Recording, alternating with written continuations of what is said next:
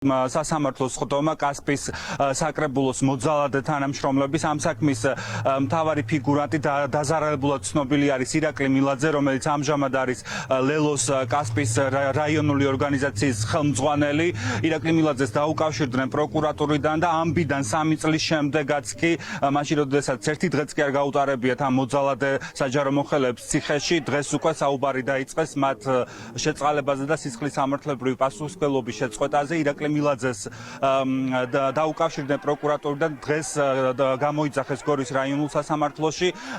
მილაძე კი ფიქრობს, რომ იმ შემთხვევაში თუ კი მოძალადე საჯარო მოხელეები ბოდიშს მოიხდიან და დროულად გათავისუფლდება მზია ამაღლობელი ციხიდან, ამ შემთხვევაში კასპის საკრებულოს თანამშრომლების მიმართ, რომლებმაც 3 წლის წინ ირაკლი მილაძეზე იძალადეს, სცემეს და დაასისხლიანეს, მას პრეტენზია აღარ ექნება.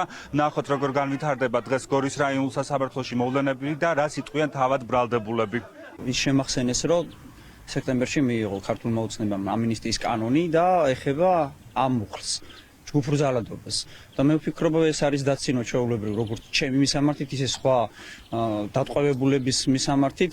მაგალითად მზია ამაღლობელი თქვენი კოლეგა, რომელიც სილის გაწვნის გამო არის და კარგად ჩანს იმ ვიდეო კადრებში, რომელიც არის გამოძიება ამოიღო და ამის საფუძველზე წაუყენა ბრალი ამ ორ მოძალადეს.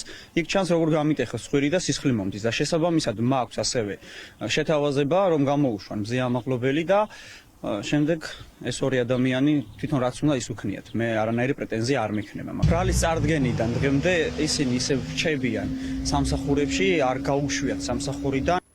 ირაკლი მილაძეზე ფიზიკური ანგარიშწორების გამო ბრალდებულები არიან კასპის მუნიციპალიტეტის საკრებულოს თავმჯდომარის მოადგილე და აპარატის უფროსი. მიუხედავად იმისა, რომ ფაქტიდან 3 წელი გავიდა, მათ ერთი დღეც არ გაუტარებიათ ციხეში, ისინი გირაოს სანაცვლოდ იმყოფებიან თავისუფლებაზე და მეტიც რჩებიან აღნიშნულ თანამდებობებზე.